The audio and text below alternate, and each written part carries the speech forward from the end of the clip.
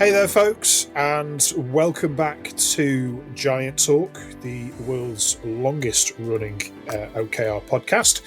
You know me as being Roger. I am the host of Giant Talk, and I'm very excited to be back with you all today, and with a very special guest, someone I've known for a number of years, and he always has some enlightening perspectives on new things that are happening in our field. So I'm really pleased to welcome Brett Knowles to Giant Talk today. So how are you doing, Brett? I'm doing good, and I'm honored to have this opportunity to share, some of the latest and greatest thinking that's going on around OKRs with you and the rest of the listeners. No, that's fantastic. And, as you may hear, obviously Brett's accent gives it away that he's from North America, not actually from America. I would, God, not like to say that to a Canadian. But the interesting thing is that, the innovations, the sort of early adopter activity always seems to happen on your side of the pond. So that's why it's great to have these conversations to kind of get sight of, what's being played with, what's being tested, what's being tried out. So yeah, great to have that kind of conversation with you today. So the focus that we thought we would have for today's conversation is around something that Brett has come to call the modern organizational operating system, or the modern operating model. Actually, I think is the MOM is actually what you've called it. Do you want to just explain to the listeners what you mean by that? Yeah, we're calling it the modern operating model. I'm not quite sure that moniker is going to stick, but the concept, the idea is our leadership systems, our management systems literally were built in the 50s or before by people like Peter Drucker. And they're not suited for the sort of challenges that we now have. And the simple model is they're built around complex systems, like manufacturing a car is a complex activity. Yeah. And if something doesn't work right, like a piece doesn't fit, you write a new standard operating procedure to manufacture that piece so it fits. The dilemma is it ends up in bureaucracy, where we're getting more and more operating steps in and taking the autonomy of the worker away. And that works great in complicated systems, but it doesn't work well in complex systems. So the simple example there is, I don't know, your 6-year-old. Your 6-year-old stubs her toe, and you can solve that with a lollipop. Well, but that only works today. Tomorrow, when she subs her toe exactly the same way, the lollipop doesn't work. I need a different solution. And that's management. I can't solve today's problem or tomorrow's problem with today's solution. It's a complex, not complicated problem. Yeah. I get where you're coming from, because you've seen over, particularly in the past couple of years, but over the course of the past 10 to 15 years, the pace of business has just rapidly accelerated, hasn't it? At all levels in organizations. And so, in many ways, that was one of the reasons why I went on the search for a new solution. And that's what led me to OKRs and obviously, meeting your good self. I knew that the ways of disseminating strategy and helping to align an organization and helping to, drive performance through the organization just were not working anymore. So, that's what led me to OKRs. Yeah, well, so that's part of it. So you touched on two things. One is, the brilliant part about OKRs is they're stating what the objective is, not the task. So in a job description, I say do A, do B, do C. That's a standard operating procedure. And that's great in a repeatable system like, selling a car, making a hamburger. It's not good in managing a sales cycle or something like that. And so the idea of, instead of defining the steps, defining the guardrails. And that's what an objective is define the guardrails. This is the objective that you need to achieve, but you, Roger, are going to achieve the same objective as me in a different way because you've got different experiences, different competencies, different interests, and so forth. And so long as we live within our values, another set of guardrails, it's all cool. And now we're heading towards that outcome. So this modern operating system is replacing structures like job descriptions and standard operating procedures with guardrails. Mm. And so, the simple problem is this: if you put in too many procedures, what ends up happening is you disintermediate the individual. They can no longer make choices for themselves, and they'll often just follow the procedure, even if they know it's not going to give the organization what it wants.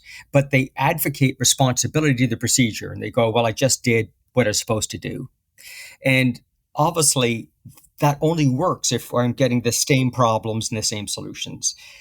We need to shift that to give more autonomy and empowerment to the individual, give them what the guardrails are, and allow them to be more clever in solving those problems. Yeah, I've found that in a large part that often comes down to how you articulate your key results. Because if you articulate them as an output, deliver me, X, rather than an outcome, find a way of achieving Y. The first approach is dictating how that should be done. The second approach is making the finishing line really clear, and then leaving it open to the person who's aligning into that, or the team that's aligning into that, to work out the best solution to achieve it. Yeah, quite so. And so another attribute of that is, job descriptions, budgets, and so on are describing the world as a finite game. In other words, if I do this, you win. And that works in football, it works in tennis. You have a set of rules that we all agree to, and we agree what the final point looks like. Except we don't live in a finite world. Think of learning. Learning is a continuous thing. You can never say, okay, I've learned. There's always, it's a lifelong journey is the expression. It's an infinite game. And our businesses are also an infinite game. So this idea of artificially making it into a finite game is limiting what organizations can do.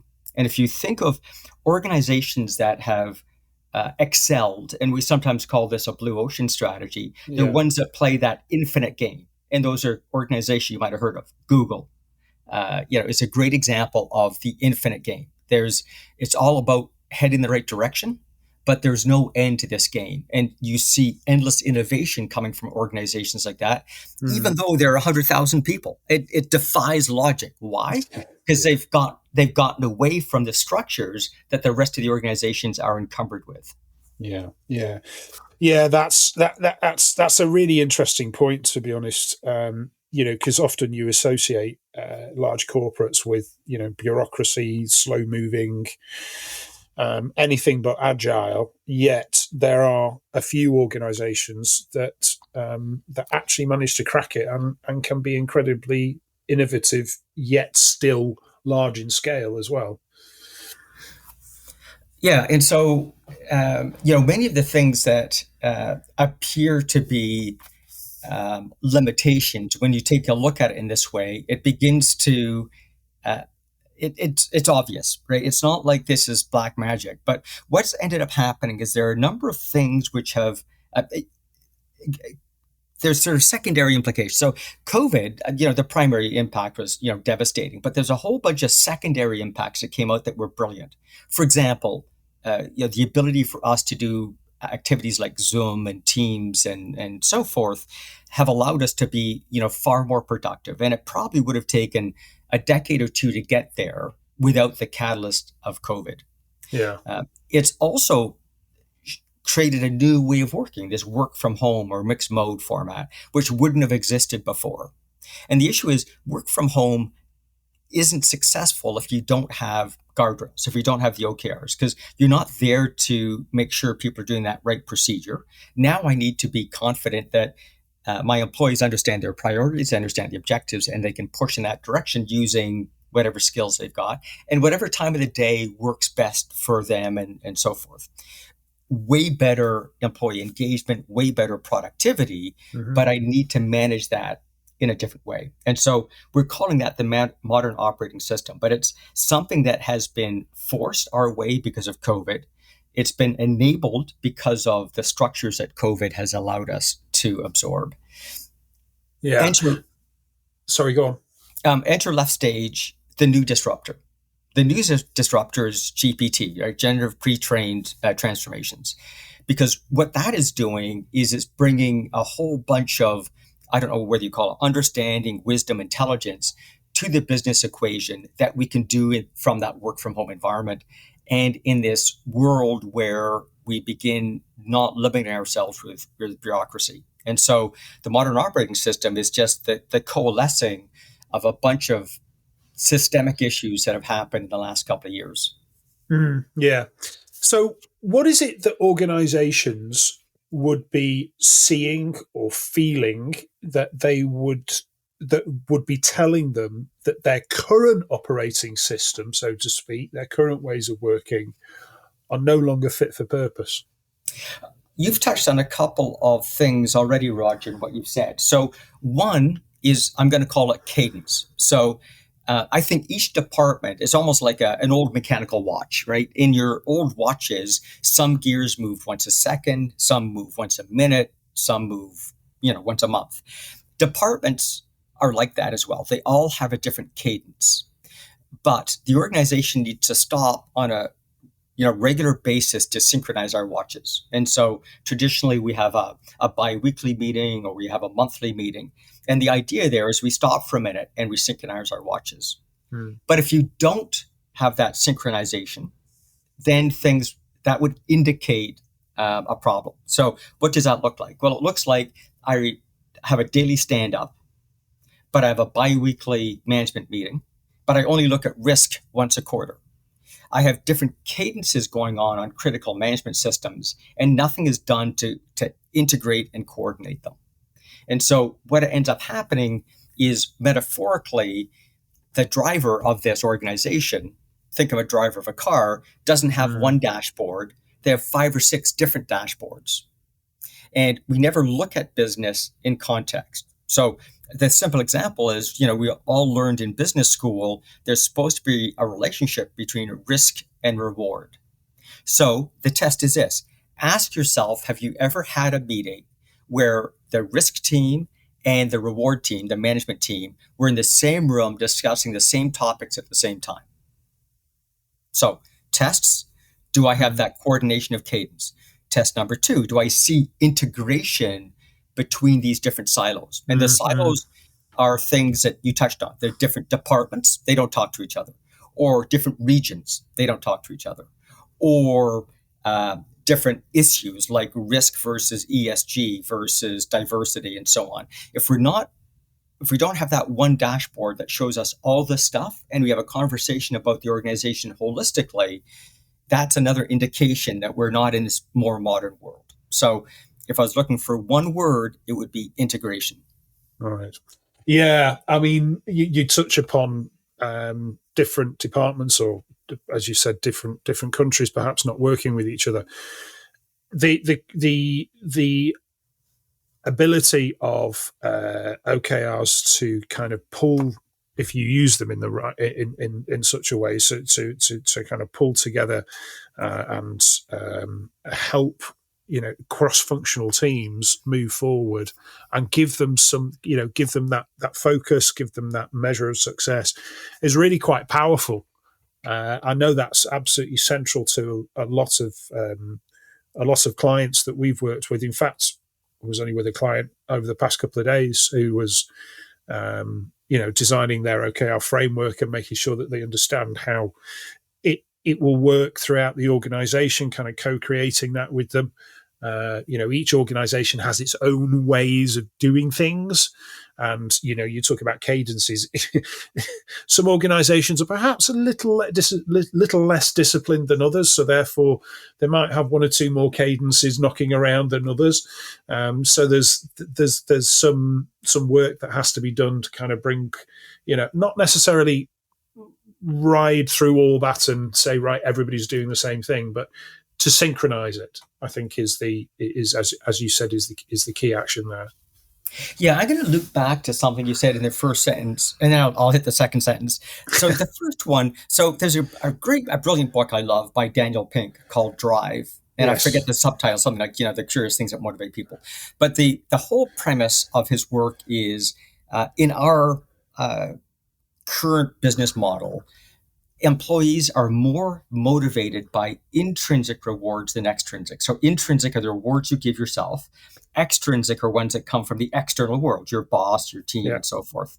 And, anyone who plays a sport, anyone that does online gaming, anyone that plays a musical instrument, you do that for the intrinsic rewards. You get motivated internally. So I'll use and that's the same things that motivate our employees. So I'll use the metaphor of playing an online game. I don't know, something we all understand, let's say Angry Birds. So there are 5 intrinsic rewards that we need to drive to engage us in an online game and engage us at work.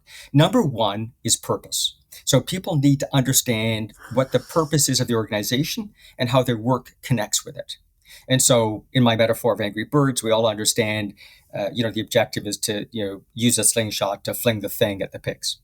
Yep. Second is learning. We all need to be challenged and learn at work. And of course, as you're playing that online game, every time you try a different experiment, you're learning about the process. Now, what's interesting about this is if we take a look at the research from last year, if we take a look at this Great Resignation, 87% of people shifted jobs because of issues 1 and 2. I either didn't feel connected to the purpose of the business, or the purpose didn't intrigue me any longer, or I was not learning at my organization. 87%. Wow. That only leaves 13% for lousy bosses, lousy pay, and so forth. So it's all intrinsic. Now, the next number 3 is progress. We need to be able to see that we're making progress day to day. The dilemma is with complex problems, my 6-year-old with her stubbed toe, it's hard to see progress day to day. And so if your listeners reflect on their day jobs, how do you know that you made progress today versus yesterday? Now, obviously, that's what OKRs do. They begin giving you that ongoing progress indication. In Angry Birds, of course, once you've flung your last bird at that structure, you immediately get back what your score was. Then you get back what the best score was that you've achieved on that puzzle. Then you get back the score of, the best in the galaxy and so forth. You get that immediate feedback. And that is part of the learning cycle because now I can repeat the game. So number 4 is autonomy. People want the ability to solve their job puzzles with autonomy. I still need to live within my OKRs. I need to live within my values, but then I can use my creativity. So you go back to Angry Birds and you try a different strategy to solve that puzzle. And you learn from it and you get immediate feedback and you act autonomously and keep repeating. Then the 5th and final one is socialization. Like this work from home, this COVID has taught us how important our work lives are as a component of our social lives.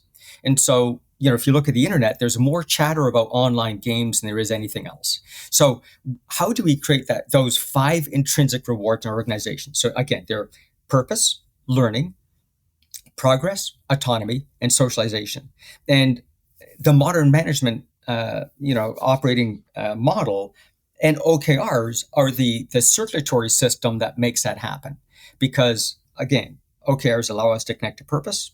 They allow us to see if we're learning. They give us that immediate progress feedback. They allow us to work autonomously because it talking to us about the outcomes, not the outputs. Yeah. And then socialization is a critical part. I'm forming a model in my brain that says more OKR systems fail. I think the 2 common reasons they fail are, 1, they crumble under their own weight. We put in too many OKRs. Agreed. But secondly, we don't run that regular cadence of meetings. Agreed. And I'd rather you have lousy OKRs and regular meetings than brilliant OKRs that you never meet on.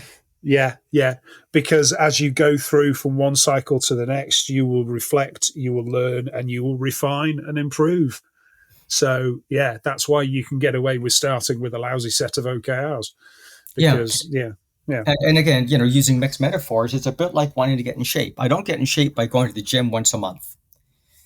Even if I have lousy technique, if I go every day, eventually, my buddies will give me guidance on better technique. But more importantly, I build that daily habit of of fitness, I build this daily habit of talking about performance, and that's what makes the big difference. So is it fair to kind of describe as you see it within your modern operating model? Is it fair to say that you see OKRs almost as the connective tissue that connects the different elements of the organization together? Yeah, I would use a metaphor of the circulatory system as opposed to tissue. Like tissue is limited. All metaphors are limiting, but Yeah. tissue is limited because it's only in one spot. The Mm. circulatory system talks to the heart, talks to the lungs, talks to the brain, talks to the Mm. arms. It's everywhere, and it needs to be connected, right? If you've got an iron deficiency in your blood, it affects every single organ. If you have an information deficiency or a strategy deficiency in your OKR, it affects everything. So Mm. again, if we were to choose metaphors, I would call it the circulatory system. We still need things like hearts and lungs and brains. And if you use the metaphor, they all add to the value of your blood system. They all add to the value of your OKRs. Lovely. I think that's a really good, really clear metaphor to kind of get your head around. Yeah, the circulatory system for OKRs is nice. I like that. So, okay, so we've talked about what it is, why there's a need for it. In terms of work that perhaps you've done with clients around this, I mean, obviously you've done work on OKRs for a long, long time now. One of the first, arguably, in this field. But in terms of kind of taking that expanded view to look at the modern operating model in organizations, how have you approached that with organizations that you've worked with? Well, and I appreciate you saying one of the longest practitioners is saying a really old dog and can he learn any new tricks? Um, if you think about it, I mean, to put that in context, just to help your listeners, in my mind, I was teaching at Harvard. I got involved in the initial balanced scorecard research in the late '80s, early '90s. All we did is took Drucker's work from 30 years before and made it a little bit more contemporary. Mm. All we did with OKRs is take the work that we did with the balanced scorecard and make it a little bit more contemporary, by about 30 years. And so, what's different? Well, a lot of stuff is the same, but there's new stuff. We've got more information. We've got a faster cadence of business that you talked about before. We need organizations to be more agile. I mean, I used to do 5-year strategic plans for organizations. I can't imagine you chuckle. I can't imagine doing that anymore. The uncertainty that we used to have out 5 years, we now have out 1 year. So my old 5-year plan is my 1-year plan. That means my old 1-year plan is now my 1-quarter plan. So, we have this incredible time compression going on.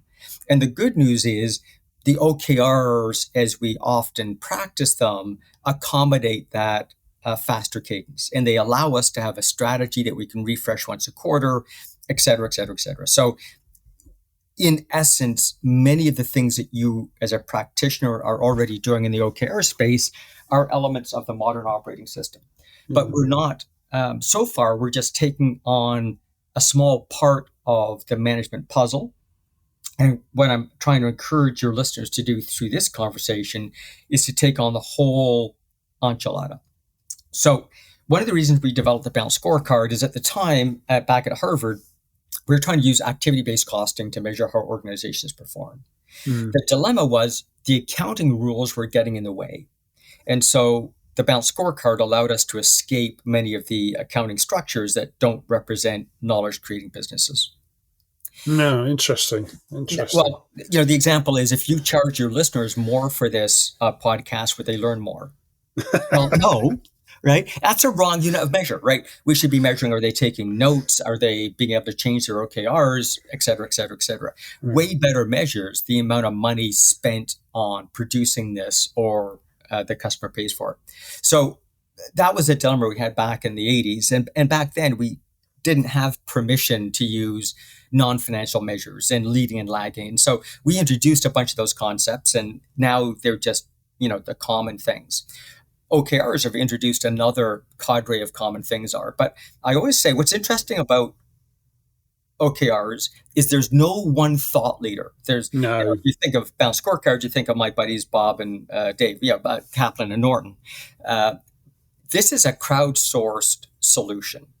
And so I always say to organizations I touch that rule number one of OKRs is there's no rule number one.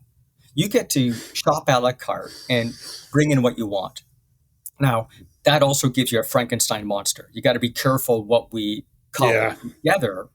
But so far, we've only been taking on part of the puzzle. So think of this. Think of Tesla, right? What's interesting about Tesla is they're playing the infinite game, and they're not limited by previous thinking. So when you get in your Tesla and you say, I want to go from point A to point B, your Tesla also considers things like how much power does the car have? And if you don't have sufficient to go from A to B, it gives you some guidance on the route you might want to take to go there. Now, it's smarter than that, though. It also considers what the weather might be on those alternate routes. But it's way smarter than that. It will even consider, am I a fan of the Canadian coffee franchise called Tim Hortons or Starbucks? And it will help me choose what charging station I go to based on what the driver wants. No, you laugh, but it considers what does the driver want, what the weather is, what your ETA is, like a whole bunch of stuff. And if you look at it, it's bloody obvious. Like, why would a car not consider those things? Yeah. Next time you go in your car, you ask it, please take me to my favorite coffee shop and see what happens. I don't think Kias do that just yet. No, but that's the point. And was that capability there when your Kia was built?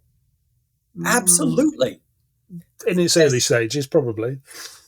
Oh, come on. I was, long before Google Maps existed, there were, TomToms and other stuff. Like, don't give me an excuse. It's not a limitation of the technology, just the person that was designing that car put some blinders on. Yeah. They looked at it in a siloized world. Here's the guilt part of the sermon for your listeners. We're looking at OKRs in a siloized perspective. Man, I'm going to hop on this soapbox. So, and John Doerr, I've known John since 1999. He sponsored one of my .coms. So he and I have had this debate forever. Of course, in the book, which people mistakenly think is the Bible, Measure What Matters, he says, don't link OKRs to compensation. What in the world, John, could be more ludicrous? You can't say we're building these objectives about what's super important to the business, but we're going to compensate people on something different. Like, John, in what world do you exist? And of course, John answers, a world where I show up with $25 million and I say, stand on your head, and these young bucks go stand on their head. Well, that's not how the rest of the world operates. So let's take a look at that dilemma for a second that we thought was a rule. So one way to look at it is if the concern about linking to compensation, of course, is that someone is going to game the system. In other words, I'm going to falsify the data in order to get better compensation. Well, I'll give you an example. I've noticed that in my consulting business, there's a relationship between my cell phone bill and revenue 2 months in the future. And the issue is I've got finite capacity. So if my cell phone bill's too high, I begin to panic because it's going to cause more demand than I can meet. So I throttle back on my selling technique. Okay? Simple system. Now, what would happen if my consultants gamed the system and they drove their cell phone bills higher by talking to their sweeties and their moms in it? And now the cell phone bill looks pretty high. I go, Brett, throttle back on selling. We've got lots of business. And in 2 months' time, I have to fire them all because we've got no business. In other words, if I game the system, I'm in fact damaging the organization for the benefit of personal gain. Well, that is a cultural issue. You can't solve that by changing your OKRs. Solve that by solving the culture where people recognize there's no benefit in cheating the system. In fact, it's to the detriment of all of us. That's argument number one. And if you stop and think about that for a second, John, what are you thinking about? But the more compelling argument is this. John, that is an argument that comes from 1968. Because in the OKR world, I can't artificially make it look like my sales number is high because I'll know the next instant because I don't see more orders on the shop floor. And if I make the orders in the shop floor artificially high, I'll know in a second because I'm not getting finished goods done.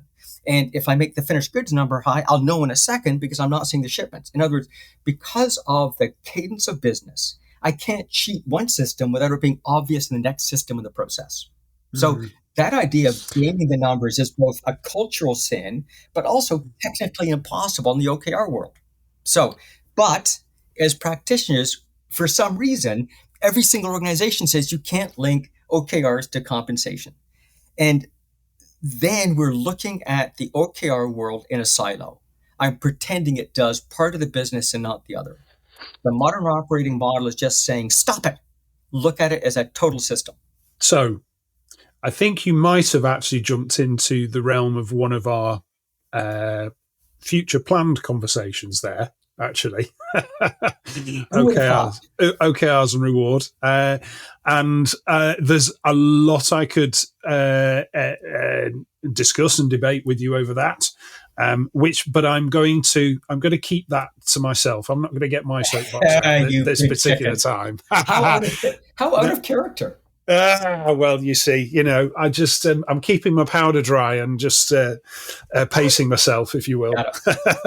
So, just coming back onto the modern operating model, as I said at the top of the show, we often see the pioneering activity, the early adopting activity done in North America. So, what are you seeing around this happening over there?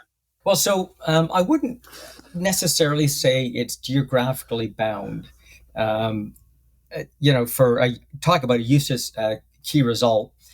Last year, I put on 360,000 miles, so the equivalent of flying around the world 12 times. Our experience base, what I'm describing to you, comes from a global acknowledgement. It's not based on North America anymore. Back in the day when we rolled out the balanced scorecard, it took about a decade before we began seeing it in places like the Middle East. With OKRs, we're seeing it taking more like 2 years. In other words, the speed of adoption, like everything else in the modern business world, is much faster than it was before. And we're seeing much more global participation. So here's an interesting, and so we're learning from around the world. So last year, I happened to spend a lot of time in Asia. What's interesting about many Asian companies is they're run with what I'm going to call benevolent autocracy. So yes, we have management teams and so forth, but ultimately the leader of the organization has more latitude to actually make decisions than we see in other organizations. And that benevolent autocracy allows them to be more agile, to work more effectively. There's a bunch of benefits around it. In the OKR world, what if we applied RACI, responsible, accountable, consulted, informed, to each objective? And there's one person who's accountable, and we give them the grant of authority to move forward. So one of our clients, Shopify, really pushes this hard, where they're saying, a position, a need opens in the organization. We need to be able to market better. I'm not going to give that person a job description. I'm going to say, what are your objectives? What is it you need to do? And what decision authority do you have? You can spend up to $100,000 without asking any permission. So we're establishing islands of benevolent autonomy where they can make decisions on behalf of the organization, provided they live within those guidelines. Well, that's a better way of designing an organization than we've done historically. And so that didn't come from North America. That came from organizations recognizing that diversity is not just of religion or skin color. It's a thought process. How do we bring better thought processes into our organizations? And no location has domain on that. Now, as you know, historically, I'm a Brit, and Brits love research and science, whereas other cultures, like the typical North American culture, is higher on risk. They need less data, can take a leap of faith. They tend to, hero worship more. So if a hero tells us something, we tend to believe it. So that allows them to experiment more. But that doesn't mean all the experiments come from North America, nor from other cultures. What it means, though, is as OKR practitioners, we need to have a little sensors out and notice across organizations what things are working and what is the systemic underlying issue that allowed that to work. Now, what happens is we seem to have a faster learning cycle in some areas. So in the manufacturing world, Japan for a long time had faster learning cycles. Yeah, yeah. And it took America a difficult. In management systems, currently, your model is right that more contemporary thinking is coming out of North America. But that is not an exclusive thing. It's just at this point in time, that's where the market forces are trending.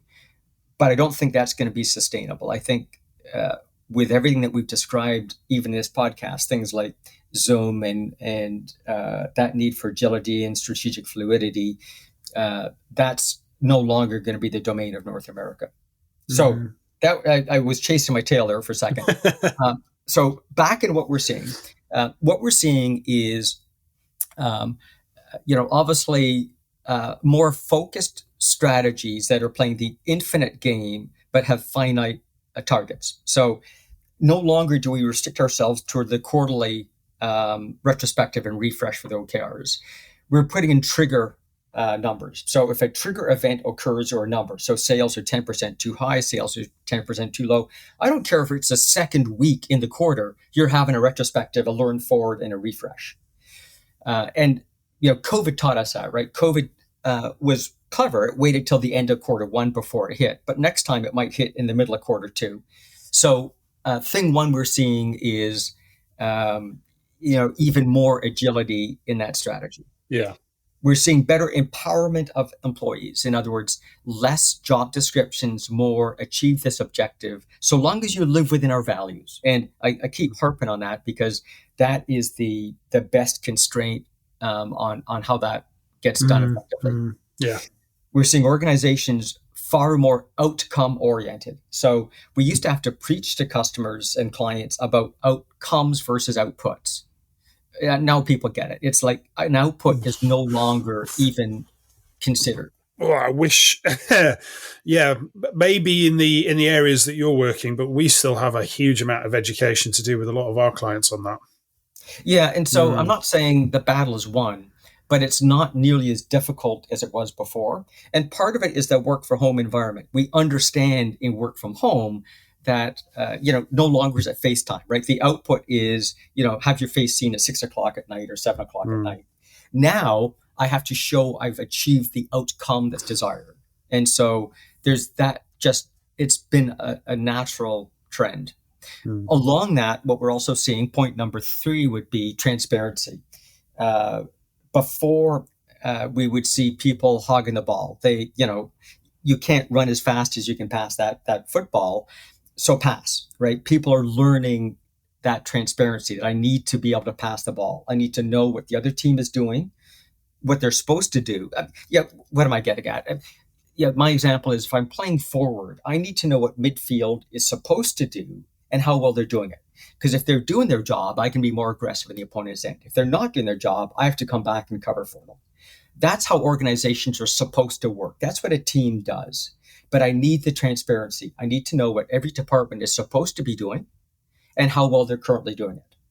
And I say department because people think of those silos, but we touched on this earlier. Those silos might be by product. What is product A supposed to do versus product B, right? We think of Clay Christensen and the innovator's dilemma. That's all about silos. How do I blow past those silos? So transparency is what I'm seeing far more of, that people are no longer holding information for ransom and using it as a power broke. Yeah, that's interesting. That does reflect, in some respects, my experience over this side of the pond. Seeing more transparency, definitely a desire more to empower, build stronger alignment, be clearer in prioritization, which in itself, then when teams are clearer on what the priority is, they can then act a lot quicker because they're not having to refer up the chain again to get permission to act or get clarification or guidance because they already have that clarity. So yeah, I'm definitely seeing movement in that direction here as well.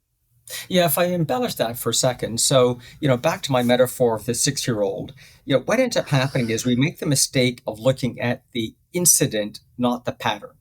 So the incident is stopping our toe, but tomorrow's incident might be not getting my homework done. And the next day's incident might be having a fight with mom or whatever it might be. Eventually, and we keep on solving each one of those with a process. I have a process so she doesn't stub her toe. I have a process so she gets her homework done. I have a process so she doesn't fight with mom. And that's bureaucracy. But if I could look at the underpinning pattern of what we're seeing is, maybe an aggravation. Well, let's deal with what it is that's aggravating that child and try to solve at that pattern level, not the incident level. If we think of, the beautiful game, soccer, football, that great players understand the pattern of what's happening, not the incident. And so when you watch them play the ball, they're passing to a part of the field where there is no player. But they know, because of the harmony between the teams, that your player is going to be moving in that direction. I emigrated to Canada, so now I think hockey is, God's gift to sporting mind. And Wayne Gretzky has an expression to say, I skate to where the puck is going to be, not where it is. Yeah. And in business, we keep on skating to where the puck is, not to where it's going to be. So how is it we begin understanding those patterns and moving towards the patterns and ensuring our success in that format? That's what we're seeing. And that's what the transparency does. And that, and OKRs become the circulatory system, the information system that allows me to recognize those patterns and manage towards the patterns, not the incident. Well, so you may well have just answered my final question, actually, but I'll still ask it just to double check, which was going to be, so what action should listeners be taking now if they want to, upgrade the operating model of their organizations? Well, so one, of course, step one of any change is be aware of the need of change. So if anything that we've talked about resonates with them, then, it should give them pause for consideration.